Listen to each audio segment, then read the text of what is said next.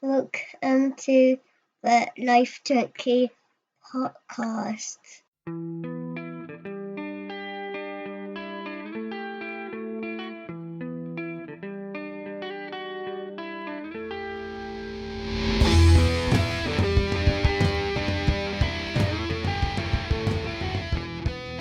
Hello and welcome to the Life Junkies podcast-ish. So this isn't really a podcast. This is more an announcement from me and Chris. And I've introduced Chris. Hello, Chris. Hi mate, how's it going? It's good, mate. You? Yeah, I'm very well, thank you, for a Monday morning. Right. So yeah, Chris is here. He's hanging around in the background somewhere. So the point of this is for me and Chris to introduce that we are now bringing Football Manager to the Life Junkie. You may have noticed last week that the Nuneaton and intro went up on our website. We've also this week Tico and Bridge saves going up.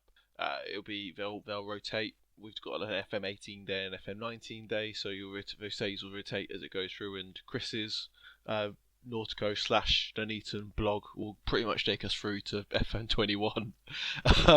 So we've got that. We've also got our own saves coming up. We'll talk a little bit about those in a second. I've already talked about my save with my Slack people in my Slack channel, and they've already seen the intros to that, and sort of that starts people forward. My intro should be out hopefully next week. But Chris has some news about something we're going to do outside of physical blogging. Chris, do you want to key us in? Yeah, it's a bit strange. I don't know how people react to it, but it's something that I spend a lot of time in my car driving back and forward for work and stuff. And I do like an FM podcast, but like the lads who release videos and stuff like that, most of the time I just listen to them in the car as audio because I never watch them because you're not allowed to watch video while you're driving. And I thought to myself, actually, that's a good idea. Why not do something a bit more audio orientated, especially given the amount of blogs that's out there at the minute, that maybe something different might just, I don't know, resonate a little bit better with people. It would with me, because I quite like listening about people's saves. There's a lot of podcasts out there that do other things and stuff like that, but I just like literally listening to what people do with their saves and why they do it and the world they live in that save. So I just thought I'd try and create something a little bit different. So I have done. So yeah, hopefully it'll go down all right. We've got people like Sir Valerian, who pioneered the FM blogging, the FM audio blogging scene, and then more recently you've got guys like FM Heathen, who has just released. I was talking to him on Twitter the other day about pushing his audio blogs through iTunes via SoundCloud. So it's something that is definitely an interesting movement. I think it allows you to listen to a blog, and see that people like me, I find it quite hard to sit down and actually physically read blogs. I've only read 2 blogs so far this week. So I haven't got the spare time to sit down. But if I can, while I'm walking to you, or while I'm a bit of work on a blog, I can listen to audio. That's really good. I've tried not to, and obviously it's a bit different, as in it's not just me reading the blog as well, which is something I wanted to try and do for the opening. And there will be written blogs as part of the whole series. I just thought, to find a different opening. So that's 3 episodes that get to the point of actually taking over at a club. And then there'll be some written stuff, and then later on a bit more audio and a few guest appearances maybe. But yeah, it's I don't know, we'll see how it goes down, but it's something I quite fancy doing, so I've done it. One thing you'll also find the new feed we're pushing through. We will do full out FM podcasts.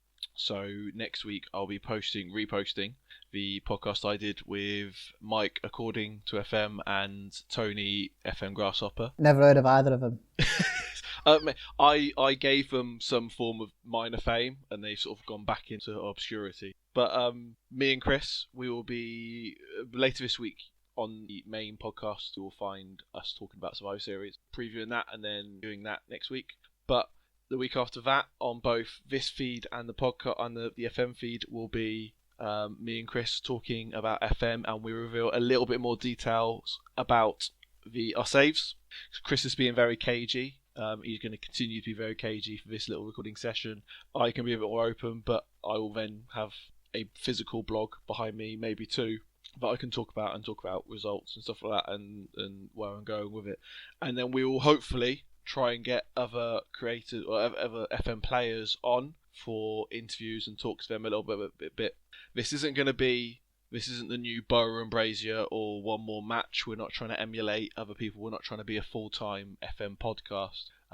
We're trying to do something that we can have fun with, and that's the point of it. Yeah, I think like I said to you when we were talking about it, and like I've just said before, it'd be nice just get somebody and just talk about their save, you know, a bit more in depth and just go into stuff and see why they do certain things and why they play it that way, and you know, it's just something I personally would find interesting, and hopefully other people would. Well, it's for me the sensible decision would have been, I was writing for KC Rense Andre, and his site is massive. It's got great writers like him. It's got Ed, the former co-host of Deep Lion podcast, and another who, and through that you get, you know, a couple of hundred views on a blog and this and that, and that was great. And if I wanted to be a big FM blogger and continue pushing through that, I was almost, you know, by proxy of being under the KC umbrella, I was getting those views. But moving this across here allows me a little bit more creative freedom, and it gets Chris in as well. And Chris can then, because you were blogging on Medium, which is where I've taken all your blogs from, but I presume doing it here gives you the ability to sit down and do audio stuff and sit down and talk about it in a podcast and just be able to post it all in one place, which frees you up a bit. Yeah, well, that's obviously when I first mentioned it to you, God knows, a couple of months ago now. I have no idea how you would even host stuff like this anyway, so it worked really well that you would know how to do this and edit stuff together, so hopefully it'll go down quite well. Brilliant. Is it time for us to talk about our saves a little bit before we sign off? Yeah, of course. You want to talk about yourself? Do you know? I can't remember. Is it public knowledge where you are managing this year? Apart from your 17 Chelsea saves. So, well, no, I haven't. So, this is one of the other issues I had moving from Casey, is that there are two different saves I want to do. I've wanted to do this Chelsea save, which I'm doing first, for a long time. And I've been thinking about it for a few months and formulating it. And it's something that I only want to do for a short period of time, maybe 2-3 seasons max. And I play quite fast compared to some other people, so 3 seasons won't take me too long to get through. And it's just like, almost like an exhibition thing. I can do it, have a bit of fun, talk about it in a different way, and then move on to what will be my full FM20 save, which I haven't yet announced, and I won't announce until it's ready. Ooh, like anyone actually cares. I always think that to myself, like, who would care? You know, I think that I've done this audio thing, I think to myself, who actually is going to care, apart from myself? But so I'm doing this Chelsea save, as Chris eloquently put it. Weirdly enough, it's actually going quite well at the moment, which I don't really know how to handle. I was expecting it's because the game's bugged, mate. Obviously, this is, Chris talks about 17 Chelsea saves, not quite that much, 16. But I keep redoing Chelsea saves because I haven't been able to get the results I want. And even on the last one of FM, there were 2 saves towards the end of a period that were trying to get tactics similar to this working. Basically, I wanted to try a few things out before FM20, and neither of those saves actually went very well. So I was told that I was having very little faith in it. But so far, results are positive. We're not top of the Premier League, but we are fighting for it. It's going well across all competitions, so it's all looking quite positive. The idea of it is it's Chelsea way, so I'm talking about the way the Chelsea way of playing. You know, you get the Barcelona way. Even West Ham have got what they believe is the West Ham way. What's the Chelsea way? Spending untold millions of pounds on foreign players and then falling away into nothing like they have done now. You know what, Chris? You and your naysayers will be addressed in my intro podcast when I actually explain what the Chelsea way is. And it's quite interesting because while you see the stuff on the first team stuff with moving managers on and spending money, which we've been worse at in recent years, I'm looking at you, Danny Drinkwater. But and behind the scenes, with the youth teams and stuff like that, at the training ground, there's been a real shift towards a certain style of play. and a certain ideal. The youth teams have been playing three at the back for seasons. The three at the back in the youth teams predates Conte. So who is this though? Who started this off? I'll explain a bit more in the blog, but this is trickled down from Roman Abramovich. But guys like Neil Barth, head of youth development, has been instrumental in pushing this. Him and some of the guys, and what you're seeing with the main Chelsea squad, guys like Jody Morris and Joe Edwards. Joe Edwards has been at Chelsea since I've been playing FM, pretty much, as a youth coach, working with those youth teams, getting them. Yeah. And he sort of moved away up, and he finally was working under Jody when Jody was down there, managing both youth teams. And they've brought a couple of other guys up as well. You've got guys that I watched when I was a kid, John Harley, Tor Andre Flo's been around. We've got Carlo Cudicini has been involved as well. So all these, and they're all looking to develop a certain style of play, a certain ideal, and a certain player.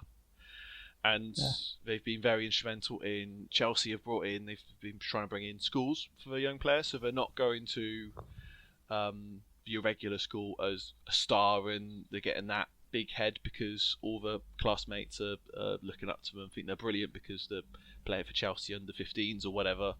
But in fact, they're in a class with other Chelsea players, so no one is the big dog, and sort of it keeps players a bit more grounded and encourages them to work hard. Little stuff like that, and there's a certain style of play that's come through, which is pretty much what the first team are now playing, which is why it's no surprise that the players have come in and hit the ground running, because they've been playing this football since they were 13, 12 years old. A lot of them. So this is, and what you're seeing now is a combination of a 10 plus year project of bringing these players through. So at what age group did they start teaching him how to cheat and dive? Given that that's the synonymous way of the Chelsea way, I would say. Well, you know what? You talk about this and the surrounding referees and all of that stuff. You know what? I like that. Do more of it. I don't. No, I've got no. But as a joke, I've always looked for, and I talked about this on the FM podcast I did with Mike and Tony, is that I quite like instructions like argues with officials, and team instructions like get stuck in. I quite like that sort of needly way of playing, and that is something cheating. Chelsea way. It's not cheating. It's bending things to your advantage. There's a difference. Okay, I'll let you off. But so obviously, are you just going to play 1 year with Chelsea? No, I reckon it'll be about 3 seasons. It depends how it goes. If it all falls apart in the second half of the season that I'm playing currently, then it'll be one season and done. But if things progress the way that I'm hoping they will progress, then it should be about 3 seasons. It's not about winning silverware necessarily. It's about bringing through a style of play. Is that Tony? Tony, is that you there? No, it's well, I will win Manager of the Year because I win Manager of the Year every year because I'm a very good manager. But I don't know anybody who's never not won Manager of the Year, to be fair. It is very odd to not win Manager of the Year, isn't it? Even in saves with smaller teams in Big Elite, you could still win Manager of the Year. You just easily. Yeah, I was managing in England and I won the French Manager of the Year as well. So it's the French Manager of the Year is really easy. They'll just give it to anyone. You just got to walk past. Yeah, exactly. Win a game. We've talked for longer than I meant to about my save. So Chris, why don't you reveal what you're willing to reveal about your save, and then give us a little introduction to the clip that people are going to hear after this on the feed as a separate file. I can't really. This is the whole thing, I suppose. I found it quite hard, given I spent 16 years mainly at one club on FM19, and it's probably gone down as the best save I've ever done on any Championship Manager or Football Manager. It's something that I got really invested in and enjoyed, and I think because I only finished that probably 3 weeks ago, it was hard to think, how am I going to start again on FM20 and what am I going to do? I don't really want to go down the same route, so I'm definitely not going to be managing in England. But I wanted to do something different. So I looked around at what people have done on past versions in FM15 and 16 and looked for some way to play the game a little bit differently. I think I'll come up with that. That's going to keep my interest and a bit of excitement in there of how I'm going to play it.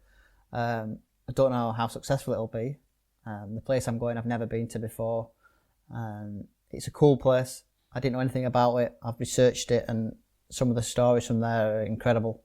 And hopefully that'll come across in the audio blogs with the characters I've created and stuff like that. And then obviously for me when I'm playing it, and then we'll see where it goes. I have quite a big plan for it, but it all depends on being kind of successful at this first club. If that doesn't work, then I don't know. Maybe I'll go back to Nuneaton Borough.